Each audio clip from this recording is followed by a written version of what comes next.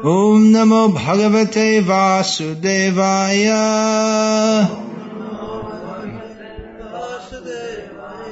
Om Namo Bhagavate Vasudevaya.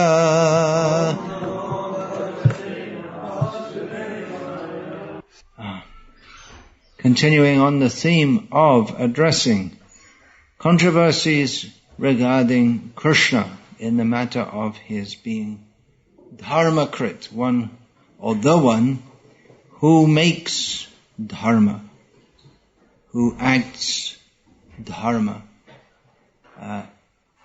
in the matter of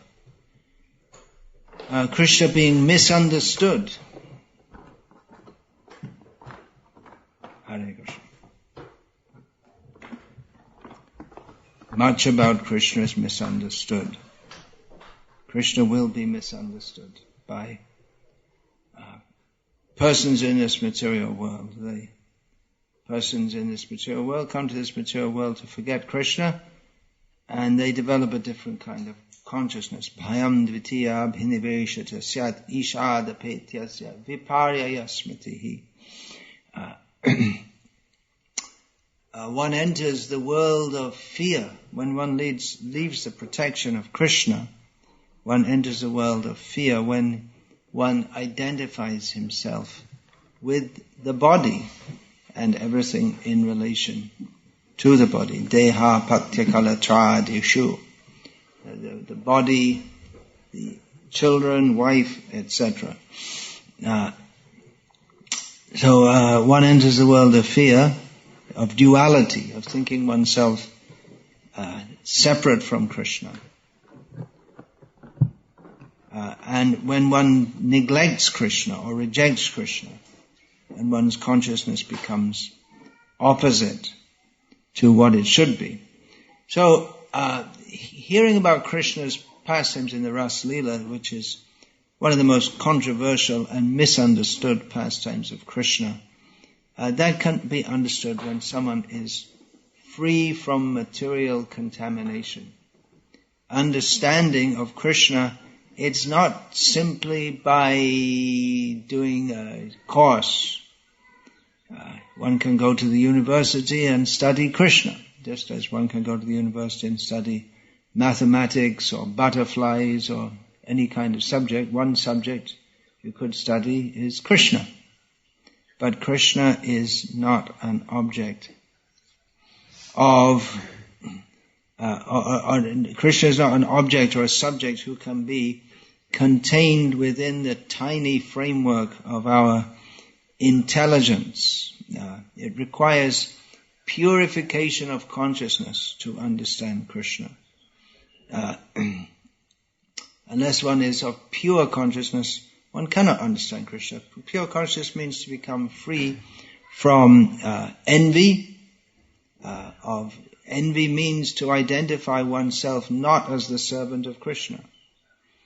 So really, to understand about Krishna and his Ras Leela and all these things, one really has to begin at the very beginning, as Krishna himself does in his instruction in Bhagavad Gita. He teaches, first of all, that we're not the body. The body is not, as we assume it to be, a vehicle for our enjoyment. We're not the mind. These mundane relationships are all temporary and in that sense illusory, and therefore even the concept of trying to help others by helping them on the bodily or emotional platform is an illusory kind of help. So really we have to understand this at the beginning. We're not the body, then what are we? We are eternal spiritual beings. We are servants of Krishna.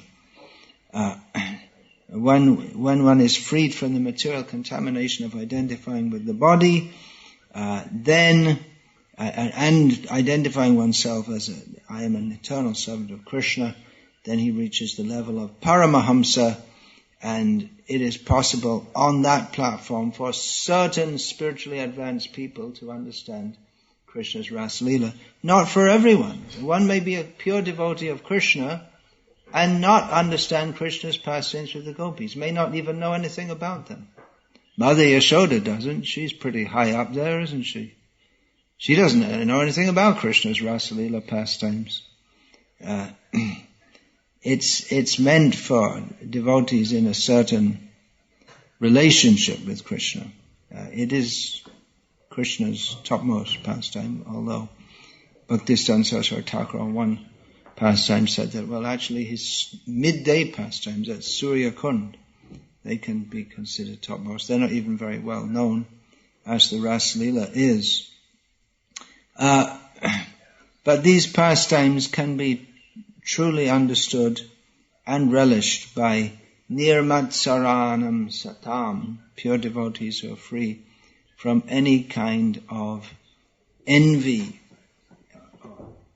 or any bad feeling toward Krishna or anyone else. Bad feeling towards others develops from bad feeling toward Krishna, envy of Krishna. So before we even discuss how this controversy is to be addressed, first we should understand there's a qualification to even begin to understand this. Then the question, commonly asked question, which you asked, then why is it that Srila Prabhupada put this in Krishna book? We may say, well, why did Vyasadeva put it in Srimad Bhagavatam? It's a bit of a dilemma. On the one hand, Krishna comes to this world to show his pastimes, to attract the conditioned souls who are trying to be happy in this material world, to attract them to his joyful and blissful pastimes. And what could be more blissful than his Rasalila pastimes? When one is very blissful, then one dances. Dancing, there's formal dancing in which one does so by training or on special occasions. There's also just dancing out of happiness. It's described in the spiritual world, kata ganam natyam gamanam. If one is very happy, then instead of speaking, he sings spontaneously. Or if instead of walking, he dances. So in the spiritual world, all talking is like singing. All gait, G-A-I-T, is like dancing. And that, that is an expression of happiness, and the highest happiness is love. And what is actual love? What is the highest love? The highest love is possible with Krishna, who is the perfect person to exchange love with. And Krishna exchanges love he's ready to exchange love with all living beings. When you say Rasalila is the highest, but that's true, but Srila Prabhupada also pointed out many times that Krishna loves the gopis, he also loves the cows. It's not that, well, the cows, they're not I don't do Rasalila with the cows, they're not on such a high level, but he loves the cow. He loves all the living beings who reciprocate with him. So Krishna's pastimes with the cows, they're not so much misunderstood, although hard-nosed empiricists or people who imagine that God, all he can do is sit on a cloud and throw people into hell, that's his only activity. They cannot imagine that God is a cowherd. They would think, well, that's below his dignity. Yeah, it is. It's below the dignity of God, but then in Krishna's Raja pastimes, he's not much concerned with dignity. He's God throwing off his dignity just to be happy, because that's what he likes to do. And who can say he can't do it? He can do whatever he likes. So these pastimes are mysterious, and although the cow-herding pastime doesn't appear to be immoral to persons who are actually immoral in this world by rejecting Krishna's pastimes with the gopis, may appear to be immoral. So the first thing we should understand, that even to begin to understand this, one has to be purified. Oh, then that point, then why is it there in Krishna book? Why is Vyasadeva included it? Because it should be there. It has to be there. On the other hand, there's a very strong tendency to misunderstand it. So that is a paradox, and that is solved to some extent by Parikshit himself in the narration. We find in the Bhagavatam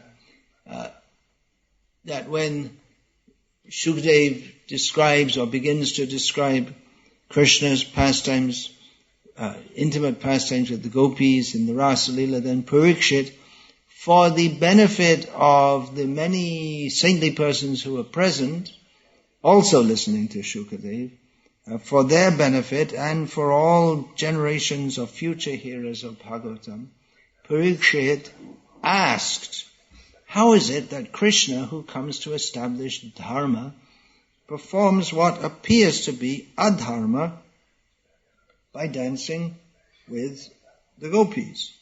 And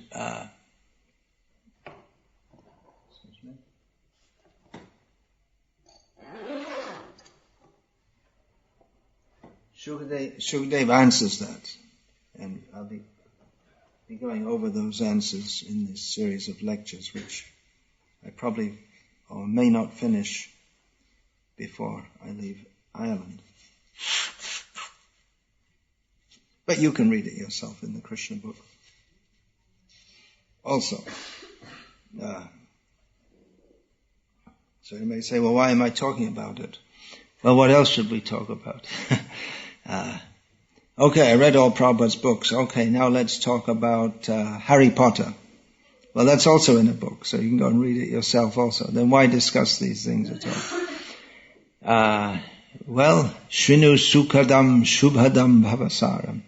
By discussing such topics, we attain auspiciousness and happiness in this otherwise miserable world of birth and death. And by hearing Satang Prasangan Mamavirya Sangvedo Bhavanti Hrit Karna Rasayana Kataha Tajoshana Dashvapa Varga Vartmani Shradharatir Bhaktir Anukramishati. By such discussion of Krishna and his glories in the association of devotees, it is very pleasing to the ear and to the heart, and it's like a tonic for the heart tonic. This is the transcendental heart tonic. If you have what is that?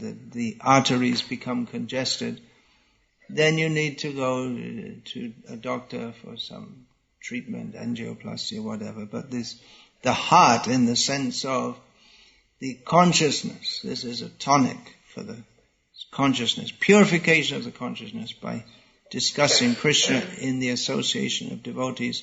And by such discussion, one advances on the path of purification by which one can come out of this material existence, and gradually one's faith, taste for hearing about Krishna, and devotion to Krishna all develop by such discussion. So Krishna comes to show his pastimes to the world. It will be misunderstood. And there will be those who criticize. But even those who criticize, they provide a platform for the devotees to establish by philosophical discussion how the critics are wrong. So in this way, even the critics indirectly can serve the cause of Krishna consciousness by discussing it. Even in a wrong way, it gives a platform to the devotees to address that, because those doubts may be in the hearts of others not expressed. And the critics, those who are bold enough to criticize or foolish enough to criticize Krishna, they bring out the doubts that may be in the hearts of others, just like Parikshit. It said that when the Acharyas comment that when Shukadev started to speak about Krishna's intimate pastimes with the gopis, Parikshit could see on the faces of some of the saintly people who were present some doubts. What's going on? What are we discussing these things for? We're all very moral, dharmic persons, and now you're going to tell us about some young boy dancing with some young girls. They became doubtful. Parikshit saw that, and therefore he questioned Shukdev in this way. So all of this is described in Srimad Bhagavatam. Srila Prabhupada has elaborated on such discussions more in his Krishna book. So Krishna book should be distributed, and people can hear about the blissful activities of Krishna. By exhibiting these, he invites us to come and join him. But those who are very envious, they will misunderstand. And even those who are not very envious, but who are materially contaminated, they may also misunderstand. Because one can only fully understand if one is pure in heart. So therefore the whole subject matter should be discussed. Of who is Krishna? Can be properly understood by Paramahamsas, but one can begin to understand him from Bhagavad Gita. Krishna says, Aham sarvasya prabhavo matah sarvang pravartate. From me everything comes. I'm the source of everything. Iti matva, knowing this, understanding this, or accepting this. Bhajante mam, they worship me. Who worships? Buddha bhava samandita. Intelligent people, whose hearts are not just intelligence, who have that inclination toward Krishna, the feelings for Krishna. So really, feelings for Krishna, that it's required that one associates with devotees, so that the feelings for Krishna may arise. Therefore, our devotees, and that's another point, in Krishna book, there's so much discussion of so many pastimes of Krishna. And as Srila Prabhupada often pointed out, we don't just concentrate on that, don't jump only to the pastimes of Rasalila. There's so many pastimes, we should take cognizance of them all. So devotees, they don't go out into the streets with loud hailers and start announcing Krishna is dancing with the gopis. There's no way people are going to understand this just at the beginning. If they read through Krishna book, then they'll come to the gopi section. And by that time, they'll get some idea there's something very special going on here. With the descriptions of Krishna's pastimes, along with Srila Prabhupada's philosophical comments, interspersed with the delineation of the pastimes. So they may not, they're not so likely to reject that altogether. There may be some doubt, just like the rishis at Shukta, where Shukdev, he spoke Srimad Bhagavatam. They may have some doubt, but then that is to be alleviated by the philosophical discussions, and if they associate with devotees, they will have more insight into this. They can gain insight into it. Devotees, they go out and they chant Hare Krishna, and they distribute prasad, and this way people can become somewhat purified and willing to accept Krishna consciousness. In one purport in Sri Chaitanya Charitamrita, there's the verse about how the Panchatattva, they flooded the world with love of Krishna. So Srila Prabhupada comments how sometimes in Mayapur there's a great flood and everything is covered, and he quotes his own Guru's commentary that by the flood of love of God, the seeds of material enjoyment become washed away. So the seed of material enjoyment, the desire to enjoy this material world, is there in everyone, in the heart of every living being in this material world. But as people regularly, again and again and again, see devotees chanting, distributing prasadam, it has a great secret effect on people's consciousness. When the devotees see, when the non-devotees see devotees chanting again and again and again, then the purification starts to happen. One of the ways the purification starts to happen is that the non-devotees, their great faith in the project of being happy in this material world, they start to get doubts. Well, who are these Hare Krishna people? They're out there day after day after day. They always look happy, much more happy than me, and they don't do all the things that I do to be happy. And they're talking about Krishna in the spiritual world. Oh no, there might actually be something to it. They start to doubt that real happiness is in the way of life that they, along with all the other 7 billion or so foolish people on this planet, are dedicated to. They start to doubt that and think, maybe there's something real. I want to be happy. They're happy. I'm not. Maybe there's something. Oh, that's the beginning. They start to think, they don't want to think it. But and as they appreciate that happiness, especially if they appreciate that happiness, they wave to the devotees. They think it's something very nice. They don't understand at all why the devotees are doing that. But they, by that little appreciation, Krishna notes, Krishna is pleased. Even they have no idea why they like it. They think they can't imagine any kind of happiness beyond their ideas of sensual or mental happiness.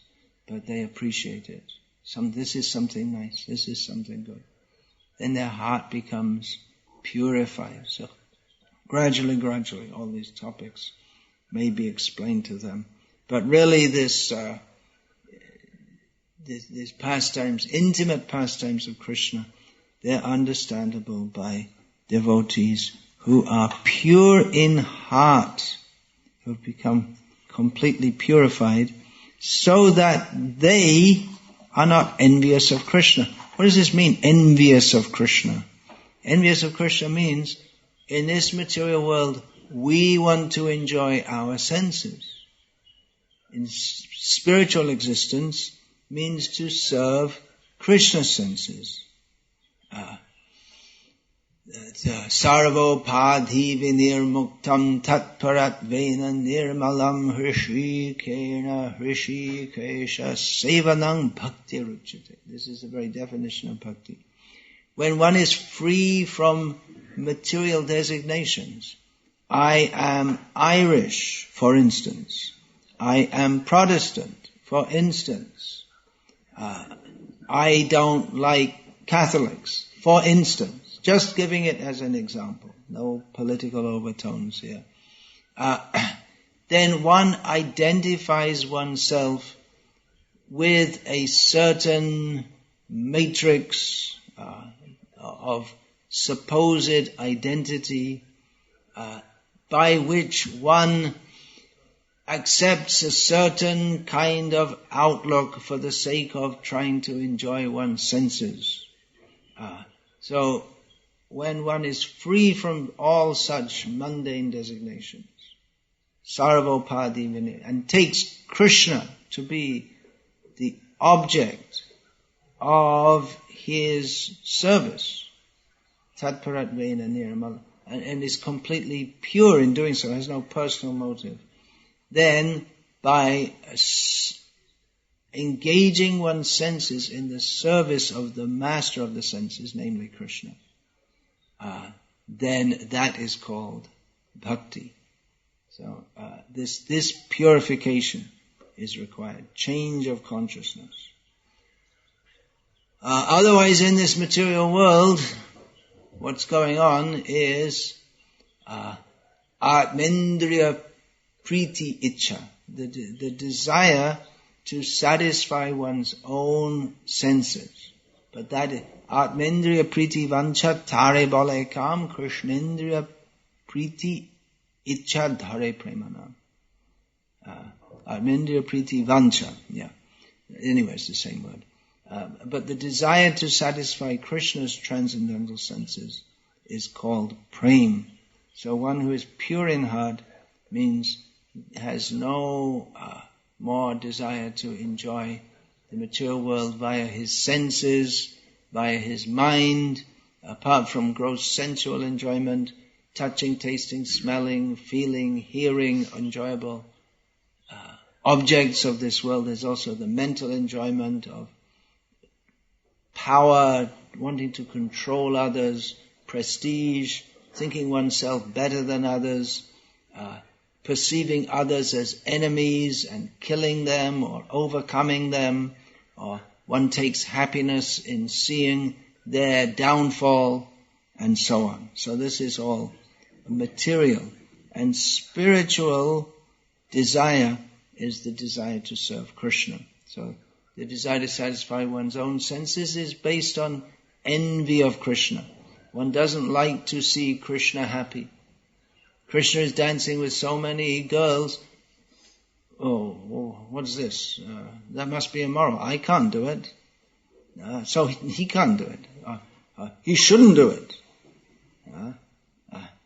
Not recognizing Krishna's. Aham hi sarva, his Krishna's position. Aham hi sarva yajnanam bhukta cha pravareva cha. Krishna is the enjoyer and the master of all sacrifices, of everything. So if we fail to recognize that Krishna is the center of all enjoyment, everyone and everything is meant to be enjoyed by Krishna.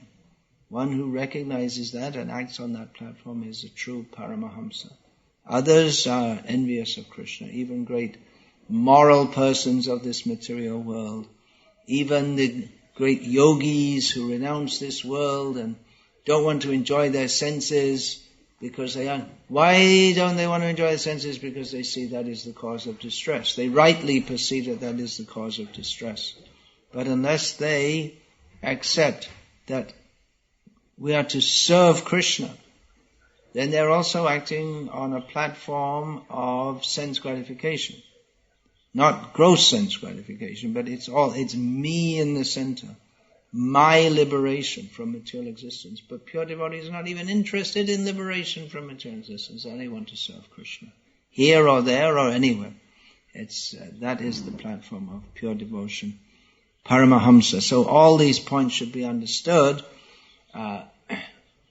Of course, we may not discuss so many things. If someone comes up and challenges, why is this Krishna dancing, blah, blah, blah, blah, blah. But we, at least for our own understanding, we should understand that Krishna's pastimes with the gopis, and they're all good. There's nothing bad. They're fully transcendental. In fact, it is the highest expression of goodness and morality. So, regarding qualification to know or to understand or enter into Krishna's Raslila pastimes, there are a few quotes from Srila Prabhupada. Here's a paragraph part of a paragraph from Teachings of Lord Chaitanya, chapter 23. Unscrupulous persons go at once to the 10th canto, especially to the 5 chapters in which Srila Vyasadeva has kindly described the Lord's rasa dance. However, this portion of Srimad Bhagavatam is the most confidential part of that great literature. Unless one is thoroughly accomplished in the transcendental knowledge of the Lord, one is sure to misunderstand the Lord's worshipable transcendental pastimes in the rasa dance and his loving dealings with the gopis. So, One has to be thoroughly accomplished in the transcendental knowledge of the Lord. One has to fully understand. Janma karma chame divyam evang yo veti tatvataha. One has to fully understand Krishna's transcendental position. This subject, transcendental position, and there are so many aspects of the transcendental knowledge of Krishna. It's called Bhagavat Tattva Vijnanam, science of the subject of God. So, Srila Prabhupada continues, this subject matter is highly spiritual and technical, and only liberated personalities who have gradually attained the stage of Paramahamsa can transcendently relish the worshipable rasa dance. Another quote, this is from Krishna book, description of the rasa dance. Shukadev Goswami has used the word Shraddhanvita for one who is trained in spiritual life. Shraddha, or faith, is the beginning. One who has developed his faith in Krishna as the Supreme Personality of Godhead, the Supreme Spirit Soul, can both describe and hear the Rasa Leela. So in this quote, Srila Prabhupada says that even in the beginning, if one has faith, one can begin to describe and hear the Rasa Leela. But again, Srila Prabhupada cautioned about only concentrating on that as if we have to understand fully. One should be cognizant of this. It's not that we don't talk about these things at all. In one letter, Srila Prabhupada addressed this. It seemed that someone had, one disciple of Srila Prabhupada had asked him that, well, should we not talk about the gopis? And Srila Prabhupada said, well, no, we're not banning the gopis. It's not that we don't discuss these things. We should know what is our ultimate goal, what Chaitanya Mahaprabhu came to give. But at the same time, we should progress cautiously, as Chaitanya Mahaprabhu also instructed us to do so. Another quote, this is from Srila Prabhupada's purport to Sri Chaitanya Charitamrita, Madhya Lila, chapter 14, text 158. One has to be transcendentally realized before even considering relishing the pastimes of Krishna with the gopis. One who is on the mundane platform must first purify himself by following the regulative principles. Only then can he try to understand Krishna and the gopis. So I just said that Chaitanya Mahaprabhu has also told us to take it gradually, step by step. So this is the step by step that Chaitanya Mahaprabhu has given. First, one must purify himself by following the regulative principles. Chaitanya Mahaprabhu instructed Sanatana Goswami to explain the details of devotional service, which Sanatana Goswami eventually did with the great help of Srila Gopal Bhatta Goswami in compiling the Hari Bhakti Vilasa. And that follows the subjects given by Chaitanya Mahaprabhu, including cleaning the teeth. That's Chaitanya Mahaprabhu describes the activities of devotees, including cleaning the teeth. Now you may think, well, that doesn't sound very transcendental. It's not unless it's done in devotional service. But it is also part of devotional service if done within the broader framework of devotional service. It's not that one thing, okay, so Chaitanya Mahaprabhu says to clean his teeth, so I'll go on. Let's, just like we have a kirtan mela, we do 24-hour non-stop kirtan, we'll do 24-hour cleaning our teeth. But Chaitanya Mahaprabhu doesn't say, dantad, what is that? Dantadavaniya, sada. He doesn't say always, the teeth should always be cleaned. He says kirtaniya sada, and Hari, the kirtan, glorifying Hari, Krishna, that should go on. So, the subject matter of devotional service is Krishna, but there are regulated principles to be followed, even for maintaining the body in Krishna consciousness. So here's a quote from a lecture that Srila Prabhupada gave on January the 3rd in 1971. According to Sri Chaitanya Mahaprabhu's instruction, we follow that. This Ras Leela chapter is not for ordinary persons. It's interesting that Srila Prabhupada said this in Surat, which is the place in the whole world, in India, which means in the whole world, where Srila Prabhupada is best received. When I say in India, therefore in the whole world, because outside of India, apart from Indians overseas, there wasn't much appreciation of Srila Prabhupada's activities. There was devotionally inclined people in India appreciated Srila Prabhupada's activities, and some Hindu-minded people, they thought, oh, now our Hindu culture is going overseas. But because in Surat, up to the present day, there are many, many people who are practically most of the people who are inclined toward bhakti, and throughout the year in Surat there'll be some kind of talk on Srimad Bhagavatam going on, Bhagavat Saptaha, or some drama of Krishna Leela. There's always, throughout the year, there's some religious, religious satsang is going on. So Srila Prabhupada is very well received there, but also because in the popular culture of bhakti, of Krishna bhakti, that is widespread in India, that is not regulated by the transcendental knowledge of the acharyas, then people, they tend to want to hear Krishna's pastimes, and they take it that they're qualified to do so. But Srila Prabhupada warned that this Ras Leela chapter is not for ordinary persons.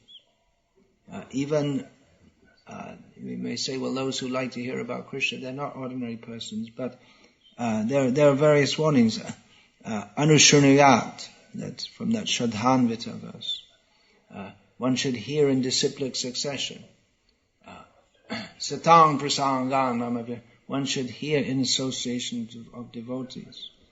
So Srila Prabhupada, speaking in Surat, warned that according to Sri Chaitanya Mahaprabhu's instruction, this Rasa Leela is not for ordinary persons. The pastimes, are meant for liberated persons, not for ordinary persons. Therefore, they should not be. This Rasa Leela description should not be made amongst ordinary people. And I say, well, who will want to hear? Whoever wants to hear is not an ordinary person, but by ordinary person, of course, Srila Prabhupada is very appreciative of his reception in Surat, but at the same time, people, they're devotees of Krishna, but they're absorbed in materialistic activities also.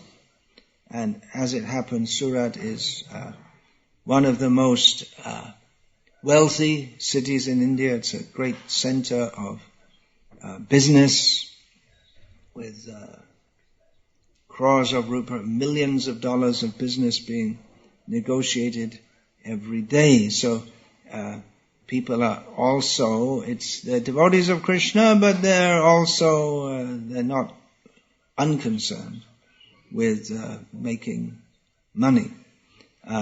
So Srila Prabhupada goes on, those who are advanced devotees, those who are liberated from material contamination, they should try to understand what is Rasa Leela. That is described in Srimad Bhagavatam, and one should not even imagine the Rasa Leela of Krishna, but it is meant when one is advanced in Krishna consciousness. It is for them only. Therefore, before one even thinks to try to judge Krishna as being immoral or whatever, even to think like that is not a good idea. But one should understand who he is. He is this supreme truth. In English there's the term, the absolute truth. And that Krishna is the highest truth, is established in the very first verse of Srimad Bhagavatam. Om Namo Bhagavate Vasudevaya. I meditate upon that spiritual personage. I meditate with submission. Transcendental. The word Om establishes. Om means the supreme reality, transcendent reality. Namaha. I bow down to Bhagavate, unto the personality of Godhead. Vasudeva, Krishna. Satyang parang dhimahi. I meditate on He who is the supreme Satya, the supreme truth. And at the beginning, or near the beginning of the Bhagavatam, 10th canto, in which the delightful pastimes of Krishna are described, we find that the demigods prayed to Krishna, who was present in the womb of Devaki before Krishna's appearance. They prayed to him similarly as the supreme truth in a verse in which they describe him. Satya, you'll hear the word Satya, truth, again and again, describing Krishna. Satya vratang, Satya parang, Trisatyang, Satyasya yoning, Hitang cha Satye, Satyasya satyam rita, Satya netram, Satyatmakam twang, Sharanang prapannaha. Srila Prabhupada translates this. The demigods prayed, O Lord, this is Satyavrata, you never deviate from your vow, which is always perfect, because whatever you decide is perfectly correct and cannot be stopped by anyone. Then, Satya Param, he's the supreme truth, and Trisatyam, being present. So Srila Prabhupada in one sentence describes these two statements, Satya Param, Trisatyam. Trisatyam means three Satyam, so it means in three phases of time. He's the supreme truth in the past and present and will continue to be in the future. Srila Prabhupada translates this, being present in the three phases of cosmic manifestation, creation, maintenance and annihilation. You are the supreme truth. Satyasya Satyam, he is the truth of the truthful. What many people consider to be the truth is not the truth because they themselves are not truthful. If one takes falsity to be truth, then his so-called truth is not truth at all. At one time, there are so many things. People consider to be true what is not true. At one time, it was considered that substances that burn, they must have an element within them called phlogiston. And when that comes out and is burned, but then later that was discovered, well, that's not true. But prior to discovering that, among educated, scientifically minded people, it was the truth of the existence of phlogiston was apparent every time they saw something burning. But it turned out it wasn't true. So, by further research. So, the truth of those who are true, those who know the truth know that Krishna is truthful. Those who are truthful in accepting that I'm a tiny living being, I am the servant of the Supreme. Krishna can be manifested to them. As reading Srila Prabhupada's translation of this, Satyasya Satyam, indeed, unless one is completely truthful, one cannot achieve your favor, which therefore cannot be achieved by hypocrites. Then the next, Rita Satya Netram, you are the active principle, the real truth in all the ingredients of creation, and therefore you are known as Antaryami, the inner force. Here Srila Prabhupada is intertwining in his translation, as he often does, comments from the acharyas to explain the words of the verse. Satyatmakam, he is the inner indweller, Antaryami, indweller. He is the true indweller within everyone's heart.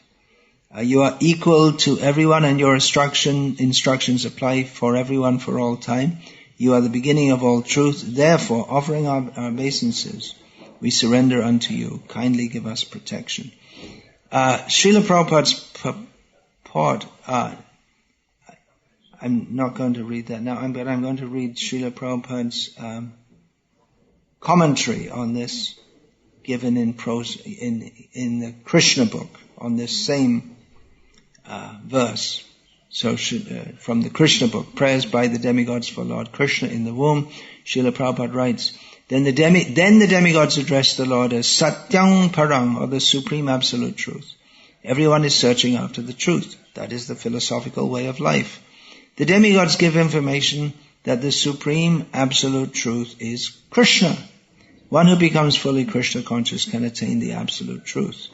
Krishna is the Absolute Truth because, unlike relative truth, he is truth in all the three phases of eternal time. Time is divided into past, present, and future. Krishna is truth always, past, present, and future. In the material world, everything is being controlled by supreme time in the course of past, present, and future. But before the creation, Krishna was existing. And when there is creation, everything is resting in Krishna. And when this creation is finished, Krishna will remain. Therefore, he is the absolute truth in all circumstances. If there is any truth within this material world, it emanates from the supreme truth, Krishna.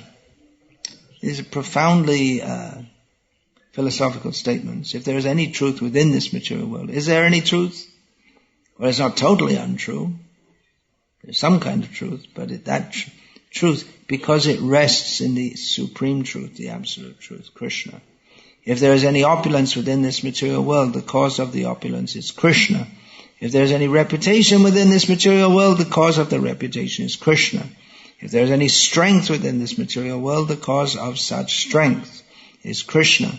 If there is any wisdom and education within this material world, the cause of such wisdom and education is Krishna.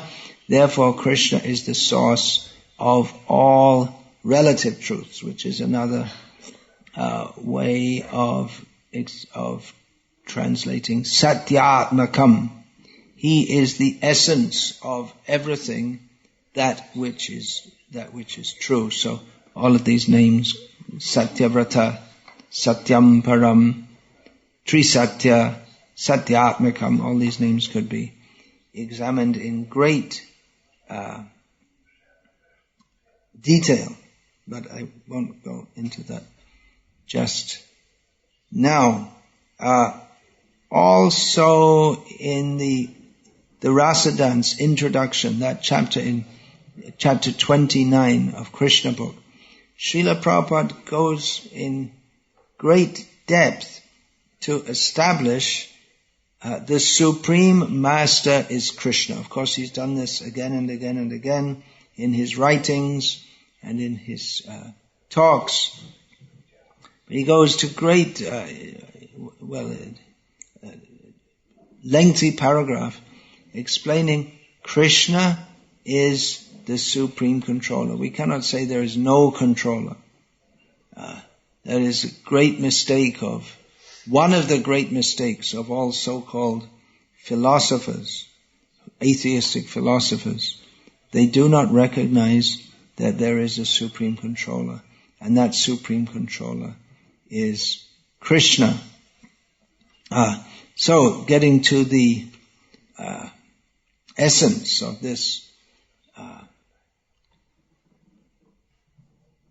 criticism of Krishna, that Krishna dances with young girls in the dead of night. He sports with the gopis who are others' wives. This is immoral. This is not dharma. So getting to the essence of that topic, having discussed actually what is the qualification to even begin to understand these topics, one point which completely invalidates all such objections is that when Krishna sports with the gopis, He's playing with himself, because everything is an expansion of Krishna. As Srila Prabhupada states in Krishna book chapter 33, description of the Rasa dance. As stated in the Brahma Samhita, all these gopis are expansions of Krishna's pleasure potency. Ananda Chinmaya Rasa Pratibhavita Bhistabhirya Evajit Nijarupa Taya Kalabihi.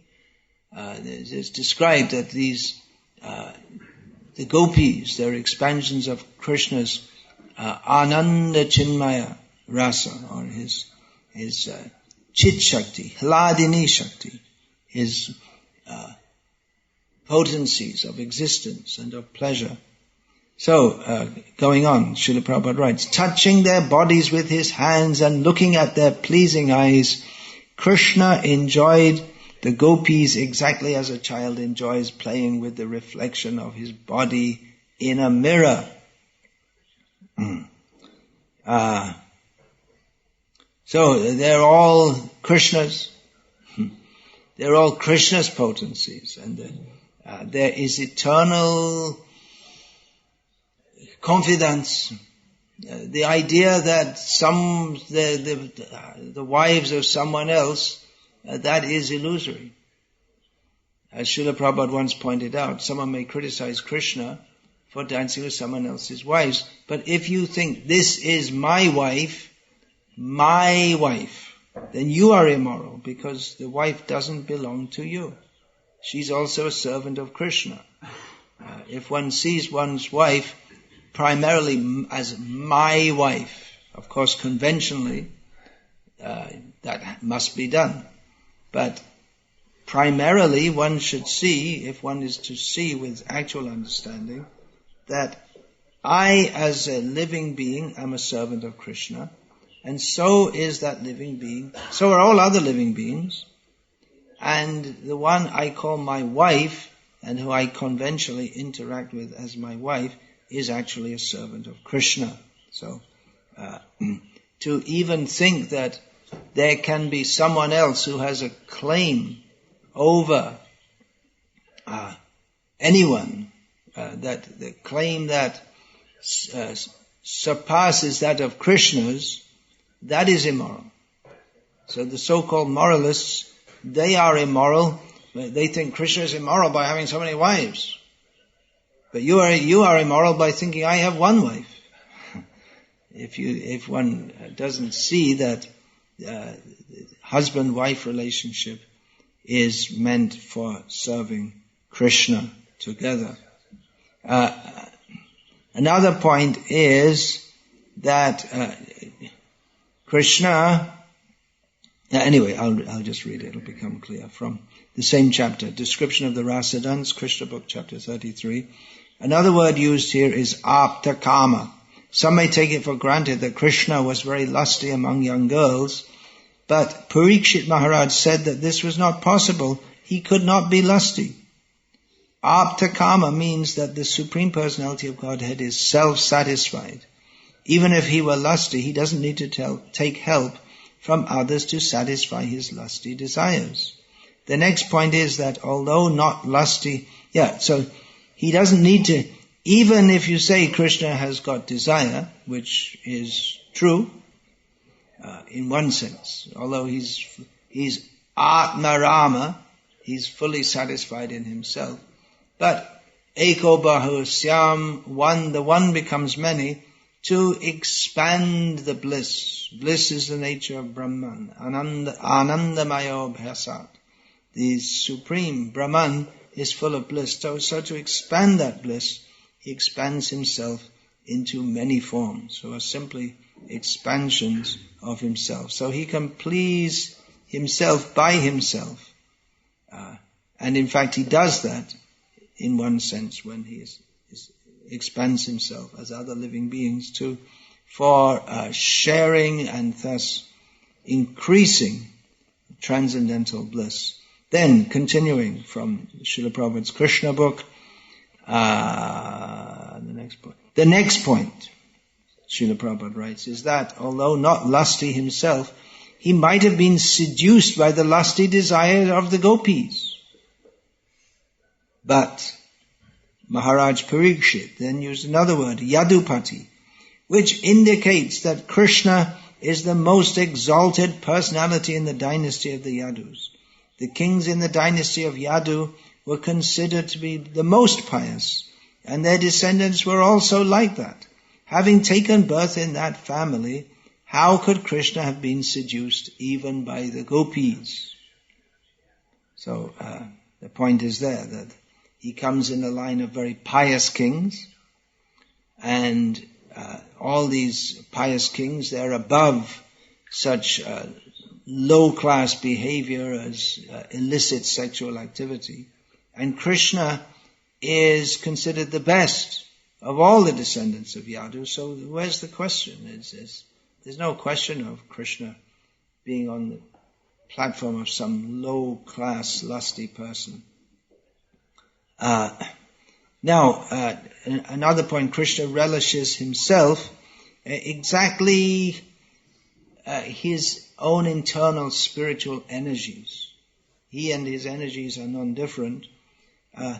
So Krishna, he relishes his spiritual energy. He cannot be attracted by the material energy. There's no question of Krishna being attracted to the material energy. By criticizing Krishna for being immoral, the idea is that, well, Krishna is just some low-class person who's attracted to the same kind of thing as me. Someone who accuses Krishna of being immoral, he also has the desire to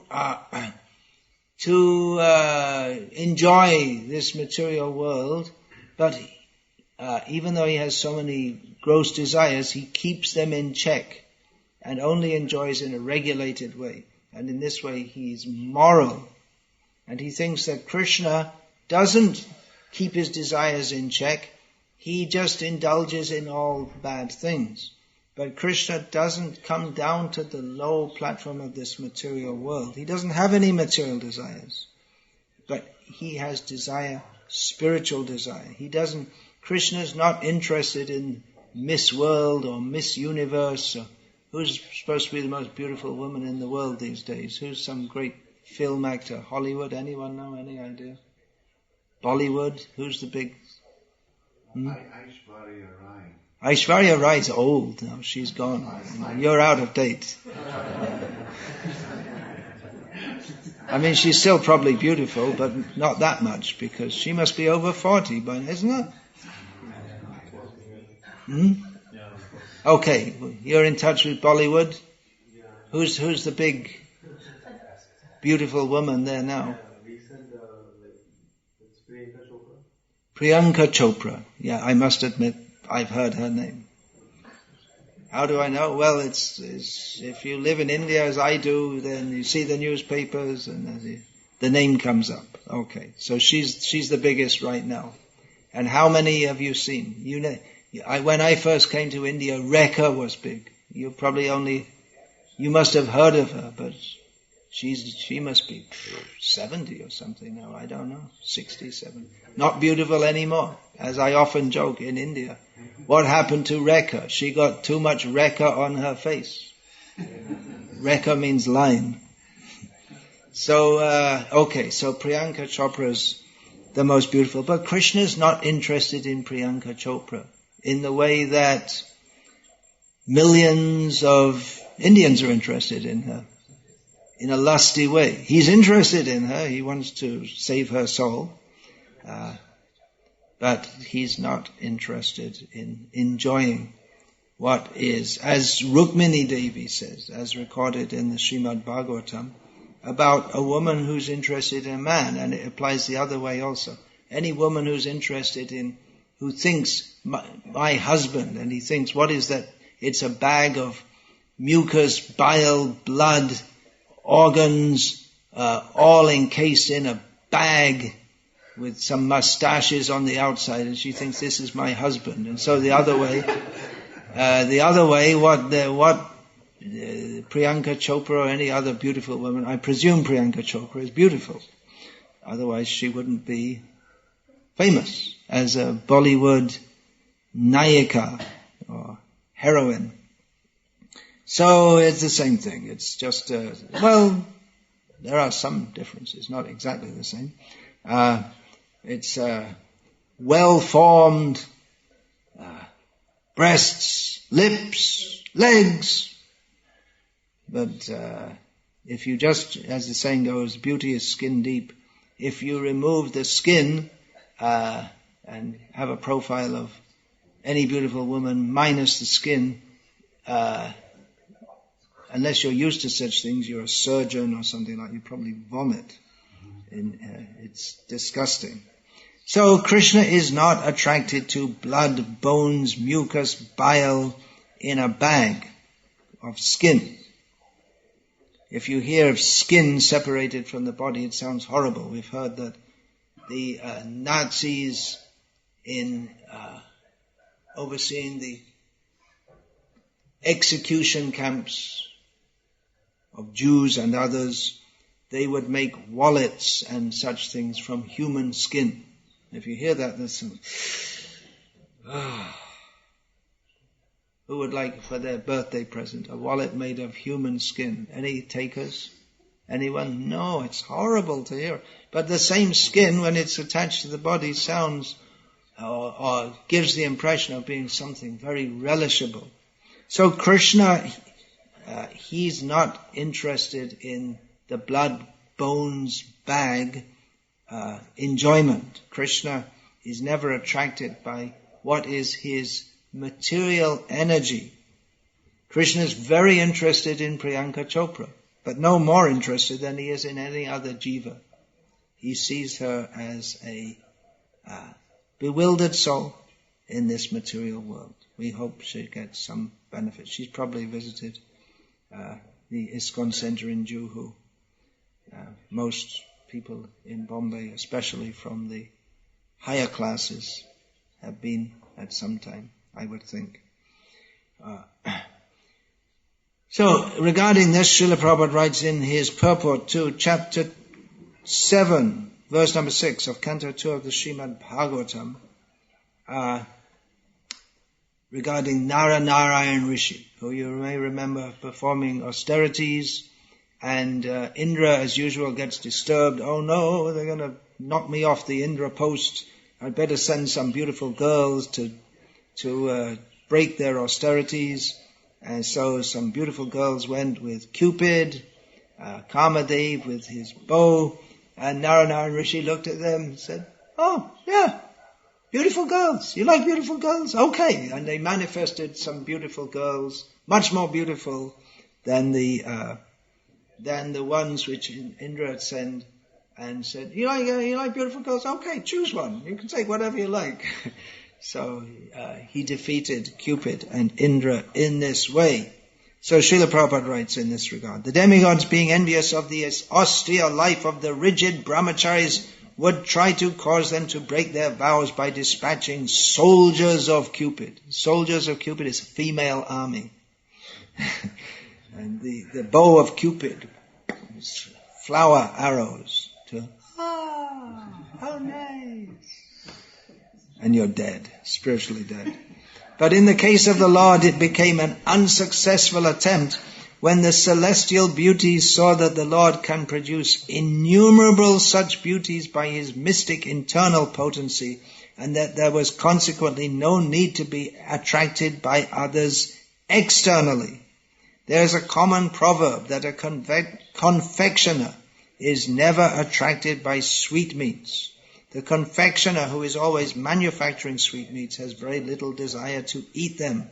Similarly, the Lord, by his pleasure potential powers, can produce innumerable spiritual beauties and not be the least attracted by the false beauties of material creation. One who does not know alleges foolishly that Lord Krishna enjoyed women in his Rasalila in Vrindavan, or with his 16,000 married wives at Dwarka. And going back to that description of the Rasa dance chapter, Srila Prabhupada writes in this regard, another important point is that none of the gopis who danced with Krishna were in their material bodies. They danced with Krishna in their spiritual bodies. They're all spirit. Their bodies are all spirit. All their husbands thought that their wives were sleeping by their sides. The so-called husbands of the gopis were already enamored with the influence of the external energy of Krishna, so by dint of this very energy they could not understand that their wives had gone to dance with Krishna. What then is the basis of accusing Krishna of dancing with other wives? The bodies of the gopis, which were their husbands, were lying in bed. There was a material, the acharyas described this, that there was a material facsimile of the gopis' bodies who the husbands of the gopis thought were their wives, but the spiritual parts and parcels of Krishna were dancing with him. Krishna is the Supreme Person, the whole spirit, and he danced with the spiritual bodies of the gopis. There is therefore no reason to accuse Krishna in any way.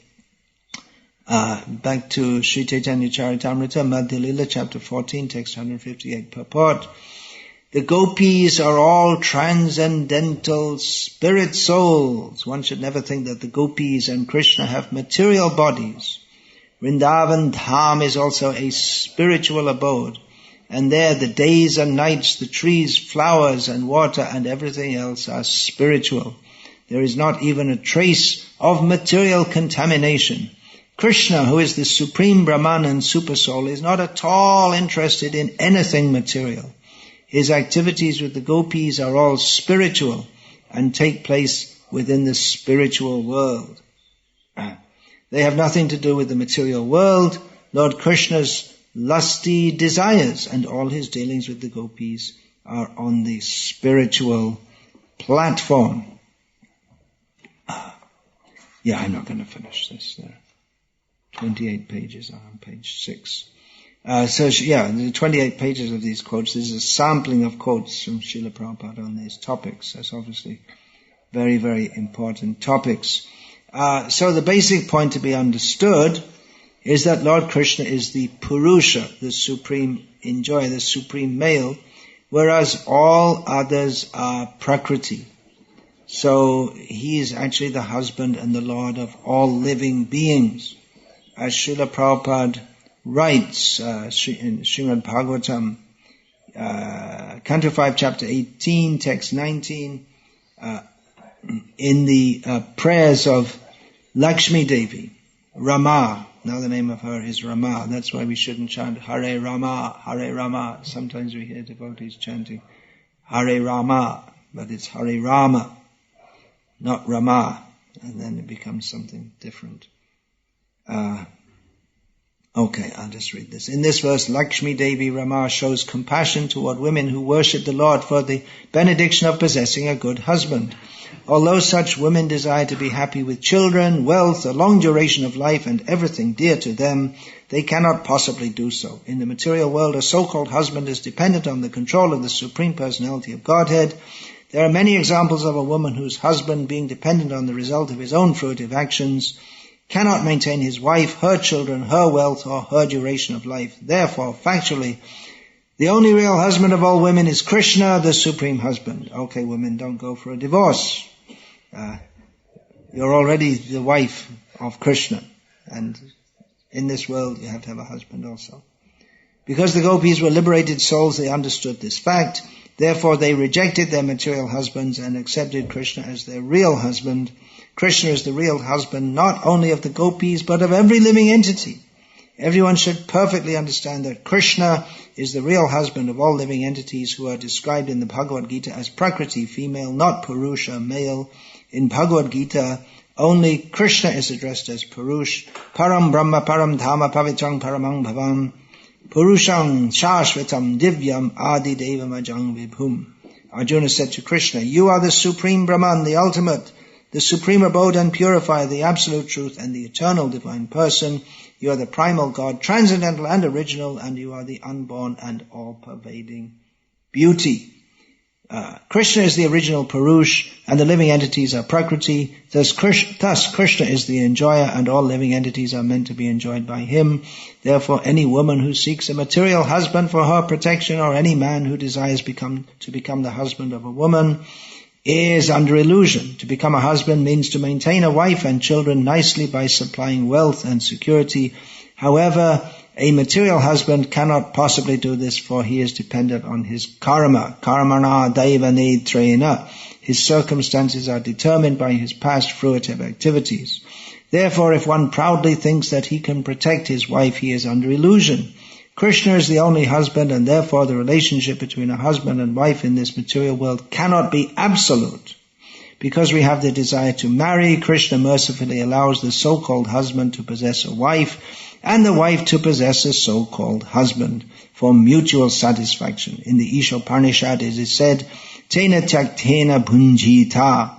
The Lord provides everyone with his quota. Actually, however, every living entity is Prakriti or female, and Krishna is the only husband. Ekale Ishvara Krishna asabhritya jare joiche nachai shaitoiche kore nritya. Krishna is the original master or husband of everyone, and all other living entities, having taken the form of so-called husbands or wives, are dancing according to his desire. A so-called husband may unite with his wife for sense gratification, but his senses are conducted by Hrishikesha, the master of the senses, who is therefore the actual husband. It's almost 8:30. I should finish. Some devotees have to go some distance, I guess. So, alright, Hare Krishna, I'll finish there. All glories to His Divine Grace, Srila Prabhupada.